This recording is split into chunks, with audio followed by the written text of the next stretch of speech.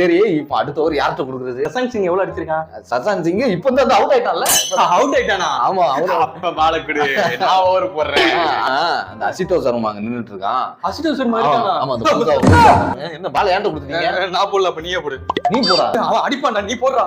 போடா போடு போடு போடு. தள்ளி விடுற 13 ரன் போயிருச்சு. இப்போது நீங்க போடுங்க. அந்த ஆகாஷ் பஜ்வால் இருக்கான்ல, ஆமா அந்த ரோஹித் உருவாக்குனாரு. ஆல்ரெடி ஓவர்ல 24 ரன் போயிருச்சு. அப்படியா? அப்ப நீ எப்படி ஒரு ஓவர்? நானும் கேப்டன் ஆல்ரெடி அடிச்சிட்டா கேப்டன். போடுறா போடா. யாரு out? Aceto Sharma. Aceto Sharma out. Aceto Sharma out. அப்ப பால குடு, இனிமேல் நான் ஓவர் போடுறேன். நிறுத்தியா? அவனுக்கு வந்து போடு போடுன்னா போடாம இப்போ வந்து நான் ஓவர் போடுறேன் அப்படின்ற. அது ஒண்ணும் இல்லப்பா, அவ வேற 6 அடிக்கிறான். நான் போட்டேனாச்சுங்க அவ்வளவுதான், ஒரு ஓவர்ல 40 ரன்னுக்கு மேல போயிரும்பா.